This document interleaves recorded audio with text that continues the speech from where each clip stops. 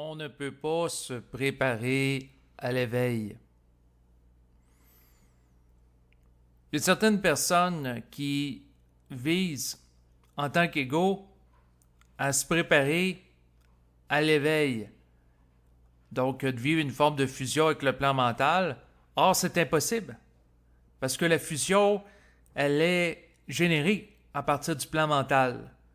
Donc, l'ego qui peut vouloir s'éveiller, parce qu'il désire bénéficier davantage qu'une personne qui a connu l'éveil connaît, c'est-à-dire comme par exemple une communication télépathique avec le plan mental en vue d'obtenir des informations, l'ego peut vouloir désirer ça, mais si le plan mental, de son côté, ne veut pas établir le contact avec l'ego, bien c'est peine perdue parce que l'ego, qui est inconscient, ne peut pas amener le plan mental à fusionner avec lui parce que c'est le plan mental qui décide lorsque l'ego est prêt pour que le processus de la fusion soit entamé. Donc, ce n'est pas l'inverse qui peut se produire. Et ça, c'est un élément qui est important à comprendre. Donc, autrement dit, une personne pourrait faire plusieurs jeûnes dans le but de purifier son corps, selon certaines croyances. Quelqu'un pourrait passer des journées à faire de la méditation sous un palmier. Une personne pourrait aller en voyage en Inde, rencontrer des grands maîtres spirituels, réciter des mantras, réciter des chants sacrés. Une personne pourrait participer à des cérémonies dans le domaine du chamanisme et aussi dans le domaine religieux ou dans des activités en lien avec certaines sectes. Une personne pourrait par la suite faire des exercices réguliers de yoga, des exercices réguliers de méditation, pourrait améliorer son alimentation, pourrait réciter des prières. Donc, pourrait faire différentes choses associées à des hautes formes de spiritualité, mais c'est pas ça qui va lui permettre d'atteindre l'éveil de sa conscience. Parce que ça, c'est des activités que l'ego peut faire dans le but de se spiritualiser, mais jamais aucune de ces activités-là va permettre à l'ego de devenir conscient, c'est-à-dire en contact avec le plan mental d'une manière absolue. Oubliez ça. Donc, en fait, il n'y a même pas de contact avec le plan mental qui peut être établi à partir de ces activités-là, parce que le contact avec le plan mental ne peut qu'être initié par le plan mental. Donc, le contact entre le plan mental et l'ego provient du plan mental qui descend vers le bas, et le bas ne peut pas atteindre le plan mental parce que sa vibration n'est pas assez haute. Donc, quelqu'un qui est inconscient et sous l'influence d'énergie astrale, bien, à ce moment-là, il ne peut pas avoir une autorité pour communiquer avec le plan mental parce qu'il n'est pas traversé par l'énergie du plan mental qui lui donnerait l'autorité d'aller chercher d'autres informations sur le plan mental, étant donné qu'il est dans un état de canalisation d'une énergie mentale qui lui permet d'aller chercher d'autres énergies sur le plan mental parce qu'il a intégré cette énergie-là. Donc, autrement dit, si la personne a intégré de l'énergie mentale, ça lui donne l'autorité d'aller chercher de l'information sur le plan mental parce que c'est en relation avec son nouveau taux vibratoire. Donc, vous voyez que c'est un système. Donc, autrement dit, si l'énergie mentale descend un peu à l'intérieur de l'individu a la possibilité par suite, en proportion du niveau d'énergie intégré, d'aller chercher de l'information sur le plan mental. Et puis, plus que de l'énergie mentale qui est intégrée à l'intérieur de lui, et plus qu'il est capable par la suite d'aller chercher de l'information sur le plan mental, donc d'accéder à du savoir de nature énergétique et réelle, parce qu'il y a la conscience vibratoire pour le percevoir. Donc, autrement dit, ça prend l'outil. Si vous n'avez pas la capacité d'avoir une oreille pour entendre des sons, quand même que vous seriez entouré de milliers de sons en pleine zone urbaine, vous ne seriez pas capable d'entendre parce que vous n'avez pas le récepteur. Et pour avoir le récepteur qui permet de percevoir la vibration mentale, qui peut être derrière des formes, c'est-à-dire des individus, des événements, des lieux, il faut que de l'énergie mentale soit à l'intérieur de vous, parce que c'est seulement le semblable qui peut être connu que par le semblable. Donc, autrement dit, quelqu'un qui intègre 30% de sa contrepartie cosmique, son esprit qui réside sur le plan mental, donc, si la personne intègre cette énergie-là en tant qu'âme à 30%, bien, elle peut percevoir avec clarté 30% du plan mental. Elle ne le percevra pas à 100%, parce que c'est en fonction de sa capacité à contenir, c'est-à-dire à assumer cette vibration, tout en étant stable dans le mental, qui lui permet de percevoir la réalité. C'est sûr que si à un moment donné, la personne perçoit 70% du plan mental, c'est parce qu'elle a intégré 70% de l'énergie de son esprit, ce qui veut dire qu'elle s'est départie à ce moment-là d'une bonne partie de son énergie astrale. Donc, quelqu'un, il peut lui rester 30% d'énergie astrale et 70% d'énergie mentale en elle, mais elle a moins d'énergie astrale alors qu'elle était inconsciente et qu'il y avait 100% d'énergie astrale qui circulait à l'intérieur d'elle. Parce que l'être humain et sa conscience sont des espaces de manifestation, sont des canaux. Pensez à un tuyau. Si à l'intérieur du tuyau, il descend une énergie qui est blanche et incolore, bien à ce moment-là, le tuyau qui canalise cette énergie-là, eh bien, va changer au niveau de sa densité, de sa structure, un peu comme l'aura. Donc, l'individu qui intègre l'énergie mentale voit une reconfiguration de son aura, c'est-à-dire qu'il y a des blocages émotionnels qui sont libérés de sa structure énergétique de par l'énergie mentale qui pousse pour occuper l'espace qui était autrefois occupé par l'énergie astrale. Donc, autrement dit, il y a un changement. Il y a un dépouillement de l'astralité chez l'ego qui se dépollue parce qu'il a accès à une vibration mentale qui est plus haute. Et la vibration mentale qui est plus haute fait en sorte que toutes les attaches qu'avait la personne avec des entités astrales, des liens karmiques, sont éliminées parce que l'énergie mentale ne peut pas être soutenue psychiquement par des entités de basse vibration qui pouvaient vouloir s'attacher à des individus comme des sangsues. Donc, autrement dit, lorsque la personne intègre l'énergie mentale, toutes les sangsues astrales qui étaient liées à elle sont vouées à s'en aller parce qu'elles ne sont pas capables de supporter la vibration mentale parce qu'elle est trop haute pour elles. Et cette vibration-là crée un choc énergétique. Donc, autrement dit, c'est un petit peu comme pour nous autres. Si, par exemple, nous sommes exposés à de la musique qui est à la même fréquence que celle où on communique, celle qu'on parle, on trouve ça agréable parce que c'est au même niveau. Mais si la musique devient trop forte, ça nous casse les oreilles, on a le goût de s'éloigner. Et c'est la même chose pour l'énergie. Si une entité est en contact avec une autre entité et l'énergie est sur la même longueur d'onde, c'est agréable pour les deux entités. Par contre, si une entité est pénétrée par une énergie mentale qui est plus haute que celle astrale qu'elle avait contact dans le passé, bien à ce moment-là, l'autre entité trouve ça désagréable. C'est comme un peu si elle entendrait de la musique trop forte pour sa capacité à contenir. Donc l'énergie vibre trop vite pour elle, donc ça crée un déphasage énergétique, et elle n'a d'autre choix que de s'en aller. Donc à mesure que l'esprit descend à l'intérieur de l'être humain, à mesure que l'être humain se dépollue d'éléments astraux, et à mesure que l'être humain rehausse son taux vibratoire, et plus que son taux vibratoire devient élevé, et plus que l'être humain, à quelque part, devient supportable pour des entités qui ont un niveau de vibration plus bas, parce que le niveau d'énergie est en décalage. Et plus que le niveau d'énergie est en décalage, plus que l'entité de basse vibration va vouloir s'éloigner, et c'est tout à fait normal. Et l'entité qui connaît un rehaussement de son niveau d'énergie, bien à ce moment-là, trouve lourd la vibration d'une personne qu'elle pouvait avoir comme amie depuis 10, 20 ans, alors qu'autrefois, il était sur la même longueur d'onde. Mais comme la personne a vécu un contact avec le plan mental, alors que l'autre n'a pas vécu ça, bien, l'autre personne n'a pas changé, alors qu'elle a changé.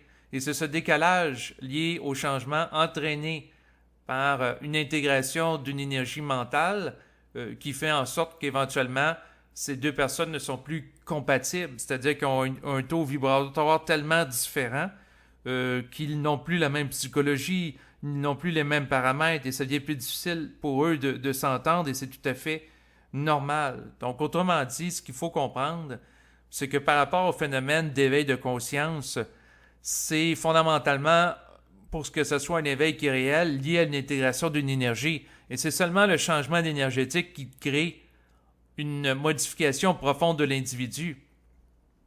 Parce que des modifications superficielles peuvent être générées. Donc, quelqu'un, par exemple, qui étudie une philosophie, il change de forme et par la suite, il va étudier une autre philosophie. Donc, de son point de vue, il évolue, mais c'est au niveau psychologique, c'est pas au niveau de changement énergétique.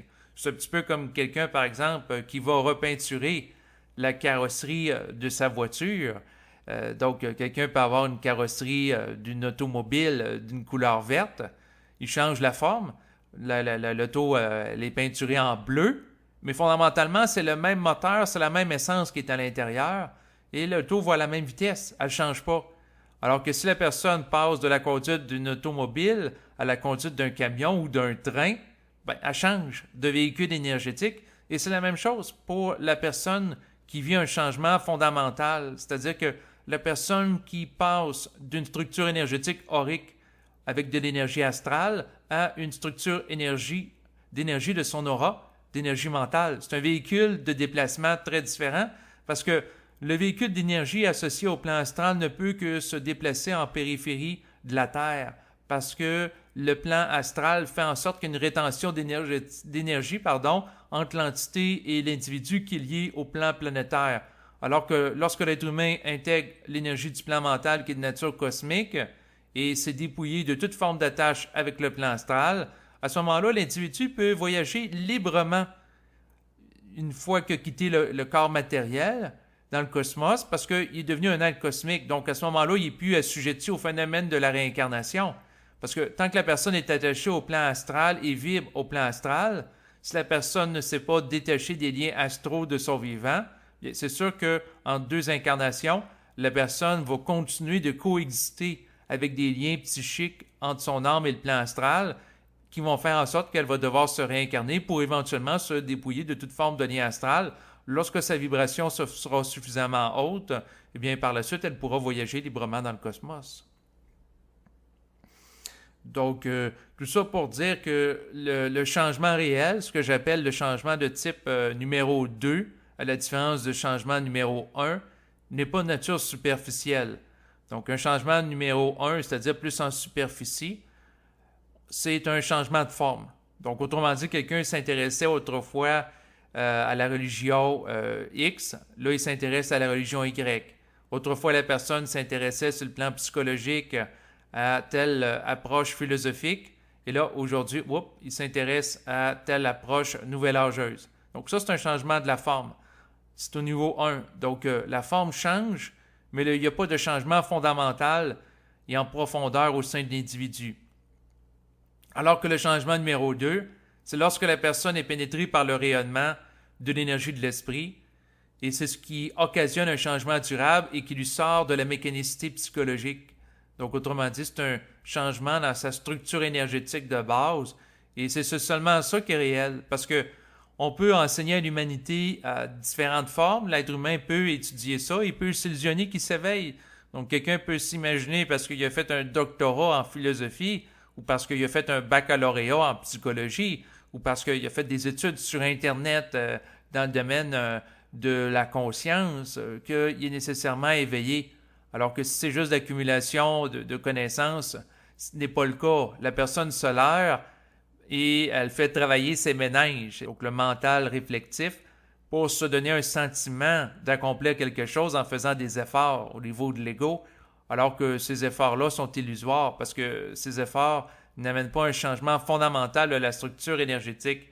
Donc, autrement dit, la bonne nouvelle, là, pour les gens qui écoutent l'enregistrement, c'est que pour vous éveiller au niveau cosmique, au niveau supramental, vous n'avez rien à faire en tant qu'ego.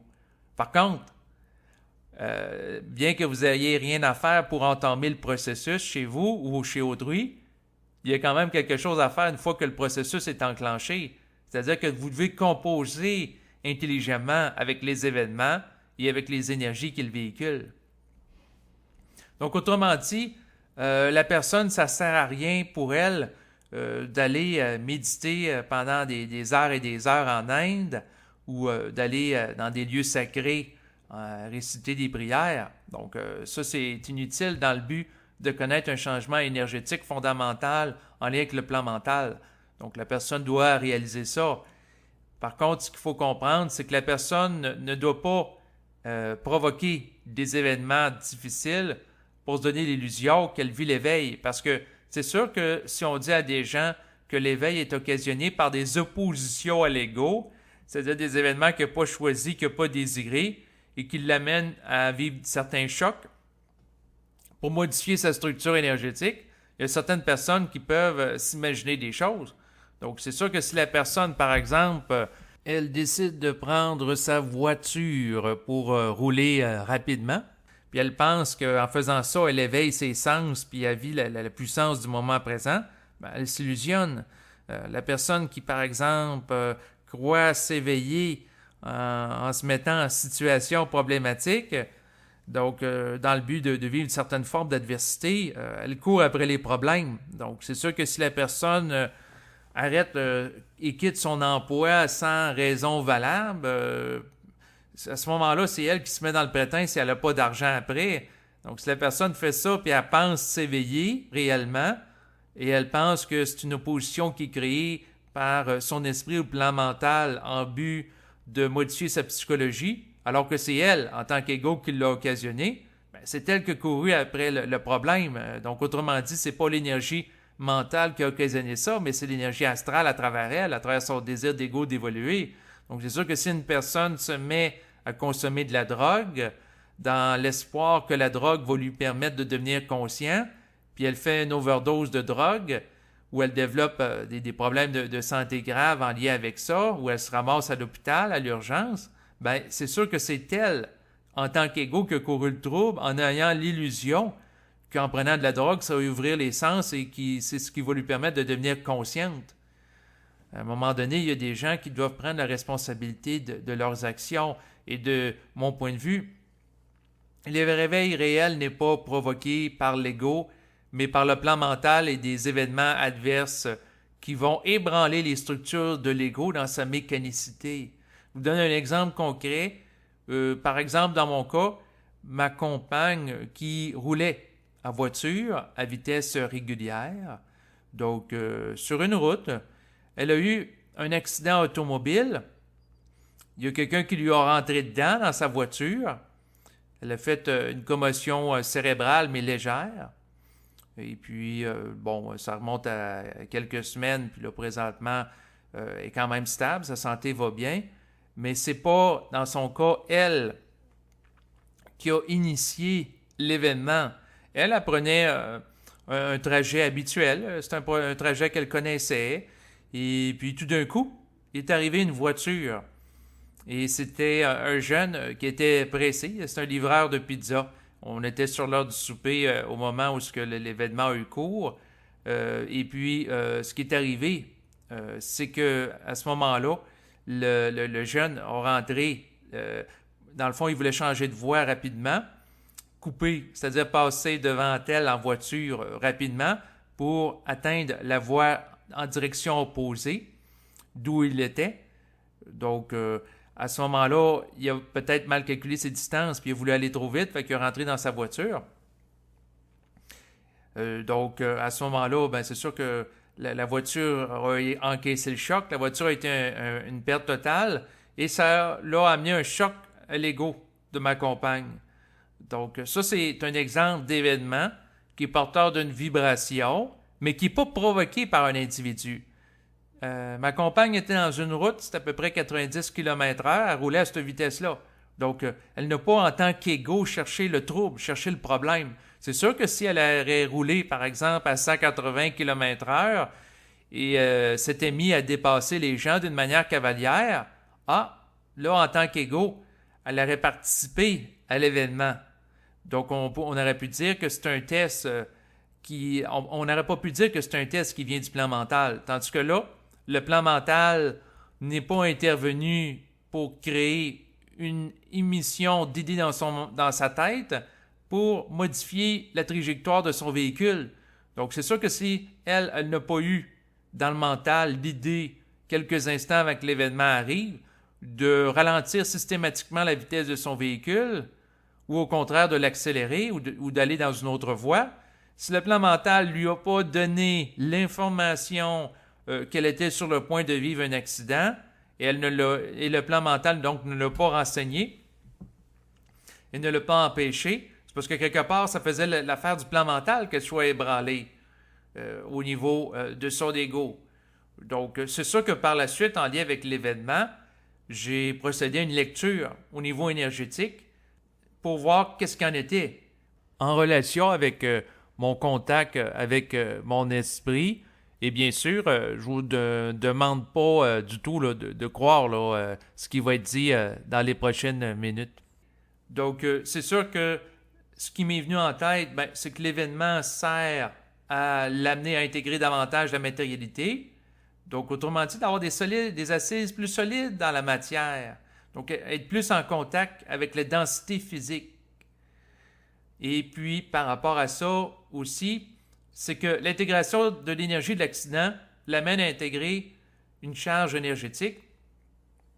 Et en lien avec ça, c'est que ça l'amène à être plus en contact avec l'aspect matériel, comme mentionné, mais aussi au niveau de l'esprit, parce que l'esprit, c'est de l'intégration d'énergie. Donc, si quelqu'un est capable d'intégrer un choc de la forme comme un accident, puis il a la capacité de résilience pour être capable de gérer l'énergie de l'événement, c'est sûr que par la suite, il va être capable d'intégrer l'énergie qui provient du plan mental, puis être stable par rapport à ça, parce que intégrer là, l'énergie du double, là, c'est pas une partie de repos, c'est une énergie qui est très forte. Donc, c'est un petit peu comme encaisser le choc de l'énergie d'un accident, parce que ça a beaucoup de densité, cette énergie-là, qui provient du plan mental. C'est pas une petite énergie spirituelle là, qui va flotter, qui va vous amener à parler doucement.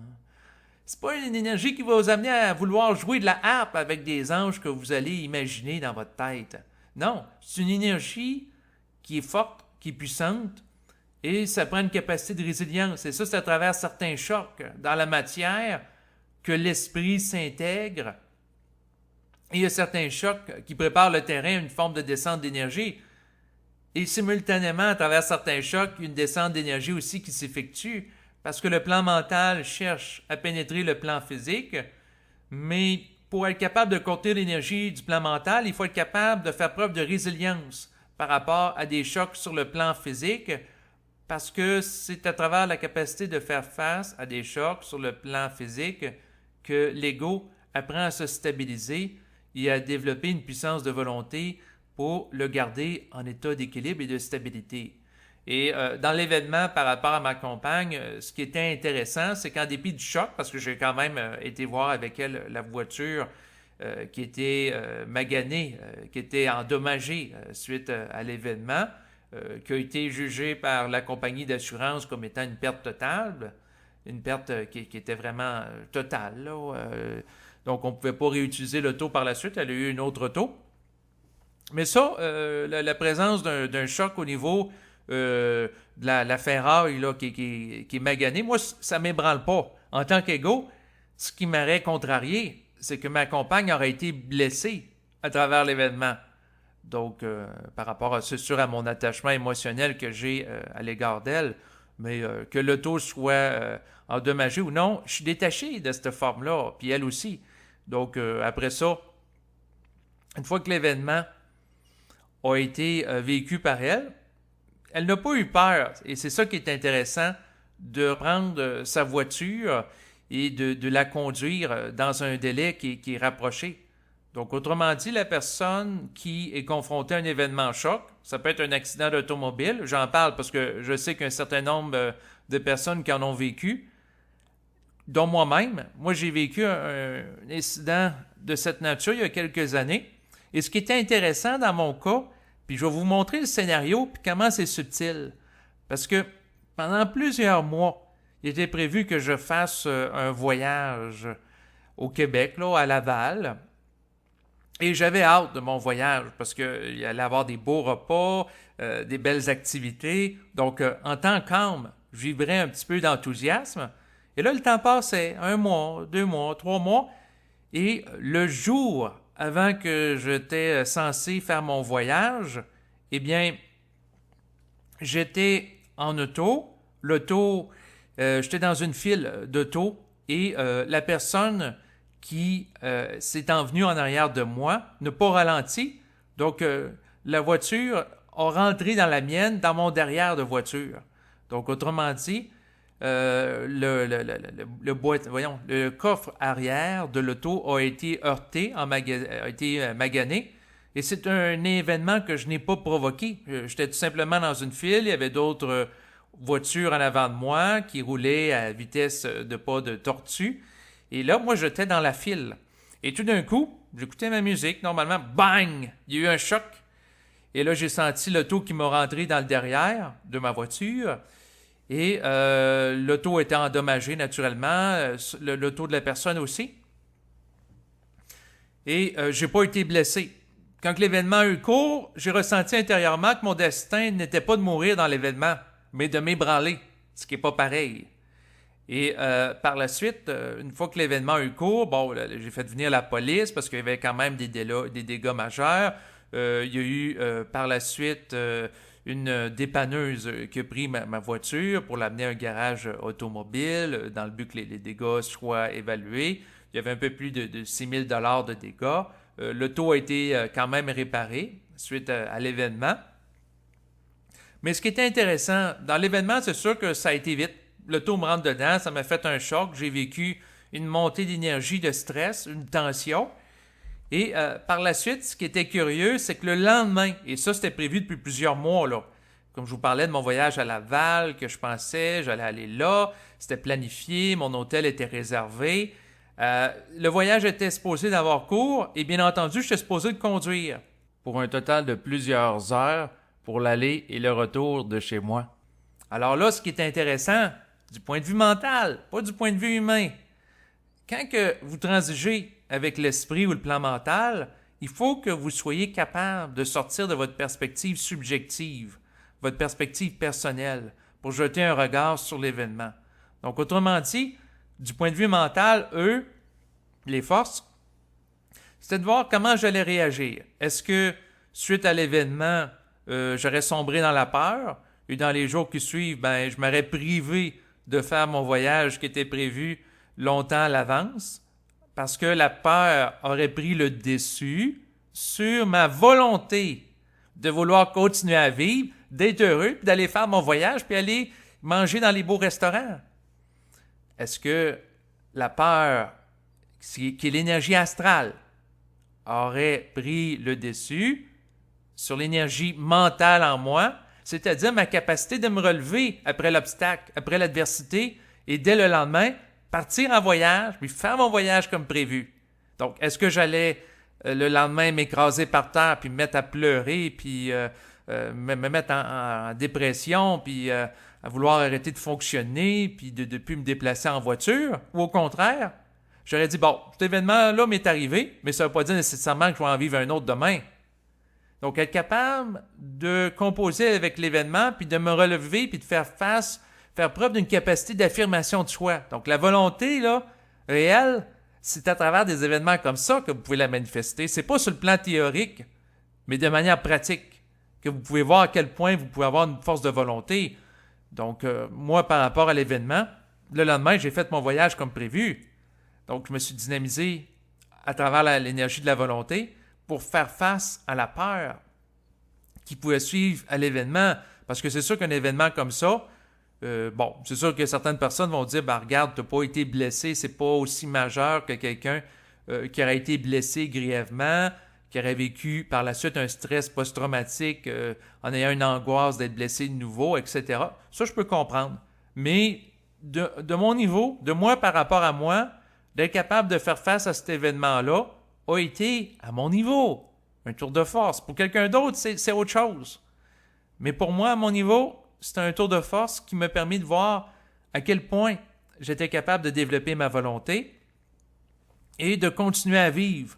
C'est-à-dire de faire mon voyage qui était prévu pareil. Parce que ce qu'il faut comprendre, c'est que lorsque tout ça est arrivé, moi, j'ai regardé l'événement avec mes yeux humains. Oui, c'est désagréable de se faire rentrer dedans dans la voiture par quelqu'un, mais j'ai regardé aussi au niveau énergétique, puis au niveau occulte, qu'est-ce qui se passe. J'ai fait une lecture de l'événement. J'ai regardé avec le plan mental. Puis là, j'ai dit, ben écoutez, vous êtes drôles, vous autres, vous me faites vivre un événement le jour avant que je fasse mon voyage. Fait que vous voulez tester ma volonté pour voir dans quelle mesure je suis capable d'aller au-delà de la peur de l'événement pour faire mon voyage et continuer ma vie normale. Fait que là, ça me dit oui. Fait que là, j'ai dit, OK, c'est intéressant. Fait que là, moi, j'ai fait mon voyage par la suite, puis tout a bien été. J'avais la certitude, qu'en faisant mon voyage, que tout allait être correct. Puis tout a été correct. Par contre, le point, c'est de voir que dans votre vie, vous pouvez être confronté à des événements chocs et votre capacité de se relever par la suite va être évaluée. Donc, c'est sûr que par rapport à l'événement, l'auto a été réparé, c'était juste matériel. Et par la suite, j'ai continué à fonctionner. Puis aujourd'hui, je continue à conduire l'automobile. Sauf que ce qu'il faut comprendre, c'est que l'individu est testé. Dans certains cas, il n'est pas capable de se relever tout de suite et ça doit être respecté. Il y a certaines personnes qui vivent du stress post-traumatique, suite à une situation traumatisante. Puis, ça peut prendre 6 mois, 1 an, 2 ans à récupérer. Et ça doit être respecté parce que chaque individu évolue à son rythme. C'est correct aussi. Autrement dit, si je n'aurais pas fait mon voyage, ça aurait été correct aussi. Par contre, ça ne m'aurait pas amené à développer une capacité de volonté aussi grande que celle de faire mon voyage comme prévu au moment prévu. Par contre, dans certains cas aussi, il faut respecter le délai d'intégration d'énergie mentale, puis le fait qu'on n'a pas la volonté de manifester une capacité d'agir rapidement. Donc, c'est sûr qu'il y a certaines choses que j'ai de la volonté, puis il y a certaines choses que j'ai à en développer davantage. La personne qui vous parle n'est pas parfaite. Donc, loin de là, je me définis comme étant un être en évolution. Donc, c'est sûr que peut-être l'événement de la voiture et de l'accident a été quelque chose qui m'a amené à développer une certaine forme de volonté en ayant un test concret pratique dans la matière pour voir si j'allais me relever. Et le test a été concluant, mais dans d'autres domaines de ma vie, peut-être que j'ai échoué certains tests. C'est ça qu'il faut comprendre. Et comme on a tendance à ne pas vouloir voir ce qui ne fait pas notre affaire en tant qu'ego parce qu'on a de l'orgueil, il y a peut-être des aspects de moi-même que je ne vois pas, qui sont des aspects à développer davantage, mais à travers d'autres tests futurs, je serai obligé de les prendre en considération parce que la vie est évolutive. Et le plan mental, son but, c'est pas de répondre à tous nos caprices, mais c'est de mettre en place des situations et des événements qui vont permettre à l'ego d'évoluer vers un niveau de conscience plus élevé. En harmonie avec le principe de la volonté et libre de la peur. Sinon, par rapport à l'événement, ma compagne a été capable de faire preuve de résilience à l'égard de son accident d'automobile et aujourd'hui, elle recontinue à conduire de l'automobile comme avant l'incident. Par contre, l'événement a changé son niveau énergétique, un peu comme le mien. L'événement m'a amené à développer de la volonté, donc ça a changé mon niveau de volonté, donc l'énergie de mon être. Donc, c'est tout le temps voir l'aspect énergétique qui peut se cacher derrière l'événement. Et certaines personnes ont la capacité rapidement de faire face à la situation. Donc, quelqu'un, par exemple, voit que sa voiture est brisée. C'est pas grave, c'est du matériel. On peut s'acheter une autre voiture. On peut aussi, si on est couvert adéquatement par la compagnie d'assurance, obtenir une autre voiture, que ce soit à valeur à neuf ou une auto usagée de valeur comparable. Donc, au niveau matériel, il y a des solutions qui existent.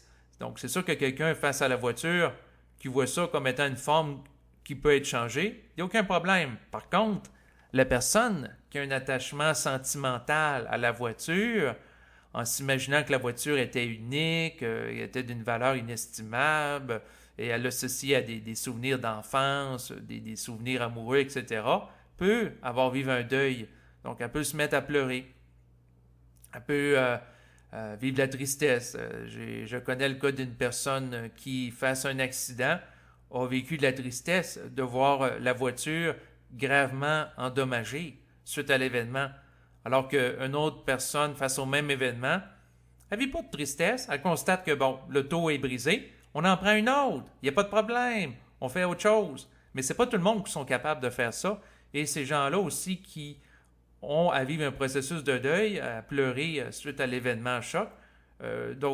Si la personne a à vivre une période de temps de deuil, il y a l'intégration de l'énergie de l'événement qu'ils ne sont pas capables d'intégrer spontanément, ça doit être respecté aussi.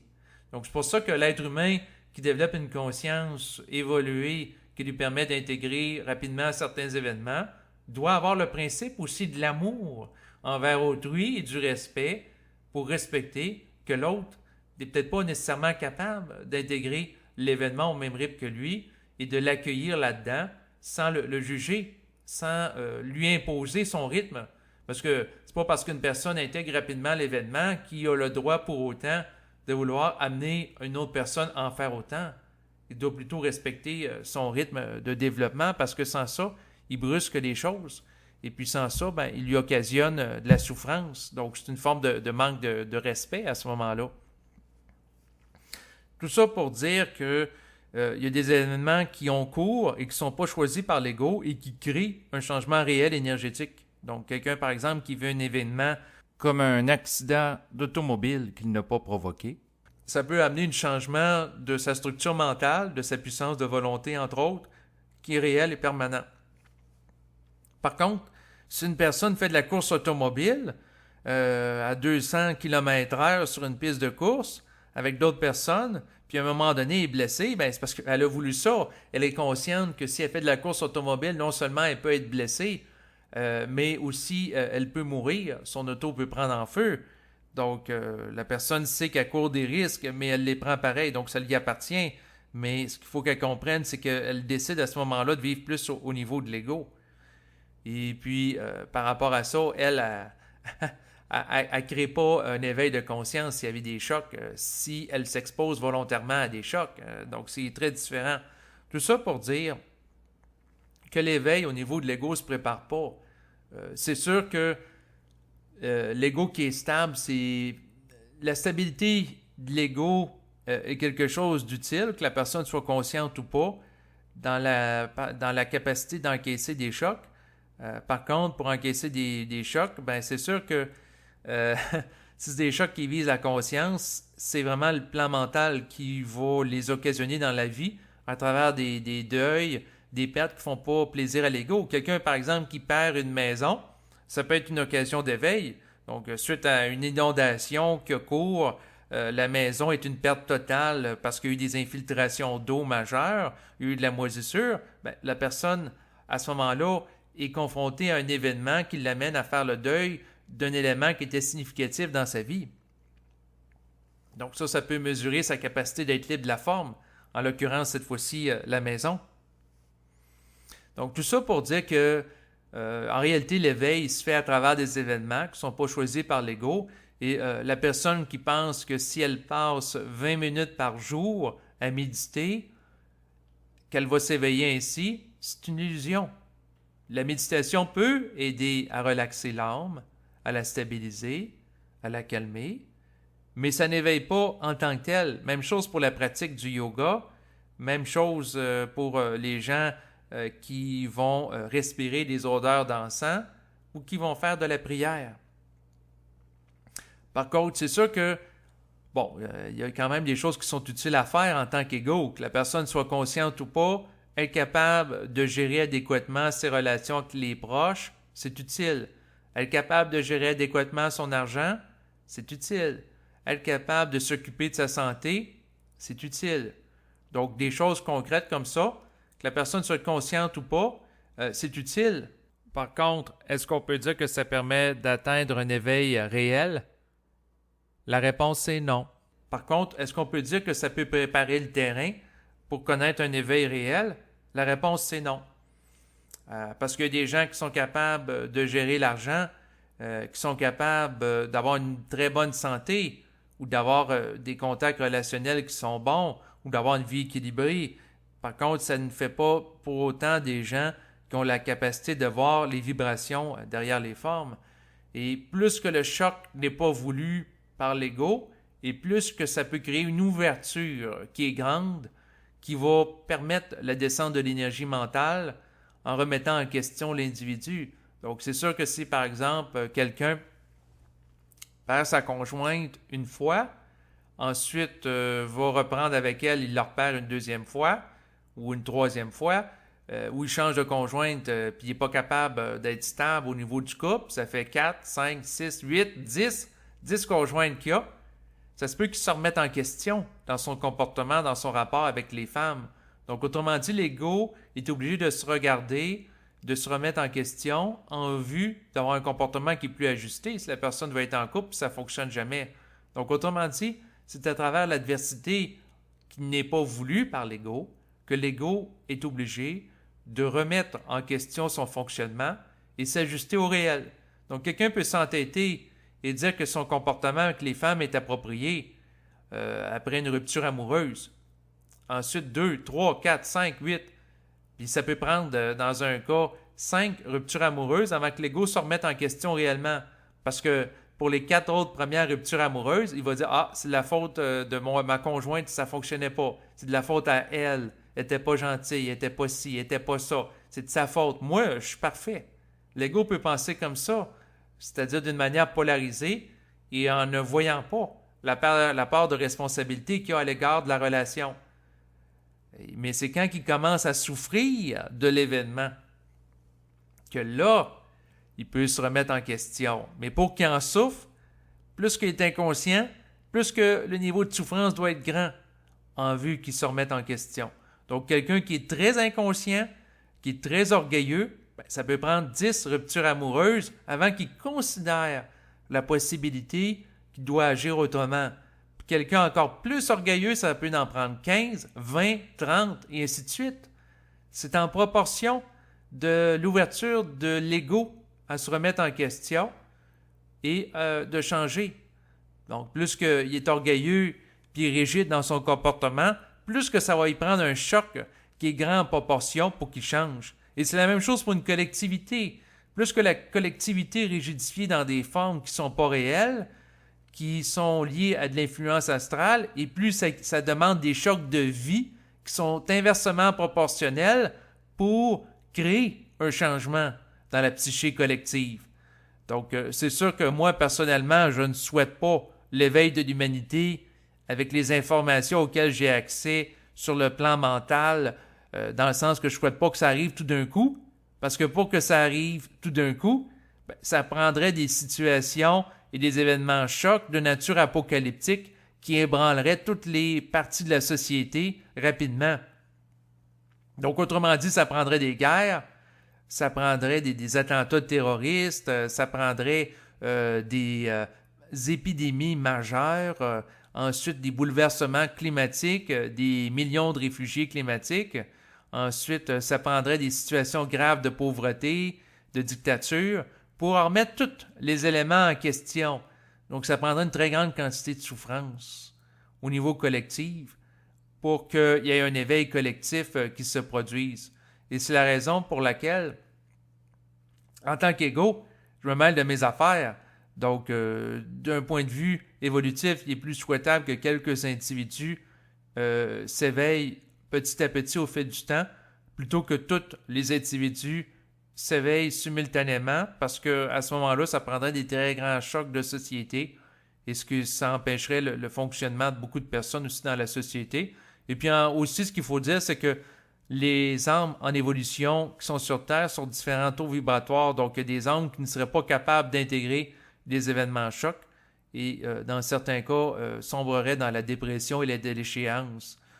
Parce qu'ils ne seraient pas capables d'intégrer l'événement. Parce que l'individu a une capacité relative d'intégrer certains événements.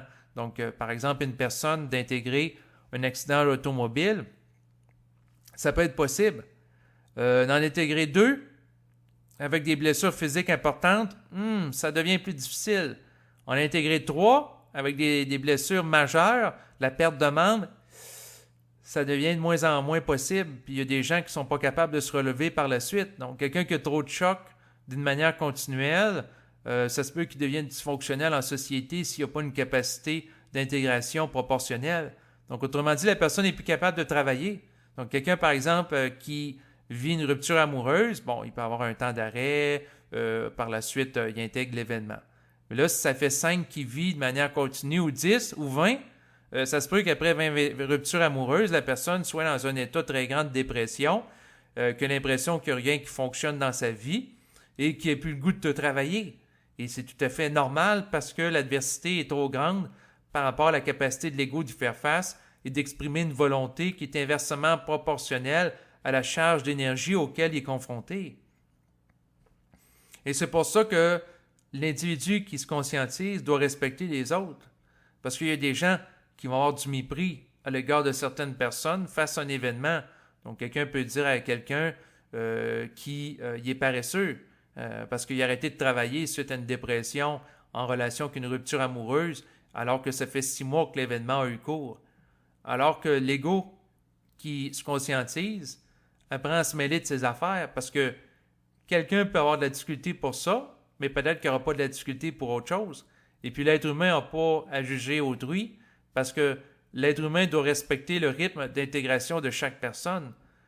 Donc, autrement dit, si quelqu'un, ça y prend 6 mois pour intégrer une rupture amoureuse, alors que lui, il a intégré ça instantanément, ben, tant mieux pour lui. S'il était capable d'intégrer la rupture amoureuse d'une manière immédiate, mais il ne doit pas imposer son rythme à une autre personne. Parce que sans ça, il y a un orgueil spirituel, parce que sans ça, bien, il se présente à l'autre comme étant un maître qui va lui dire quoi faire, qui va lui imposer un rythme qui ne lui convient pas. Donc, la plus belle preuve d'amour, c'est de respecter le rythme d'évolution des gens qui nous entourent et de respecter aussi leurs croyances, dans la mesure qu'ils ne cherchent pas à nous les imposer. C'est sûr que, dans mon cas, par exemple, j'ai eu une discussion récemment avec ma mère qui, elle, lorsqu'elle va être décédée, veut qu'on lui paye des messes.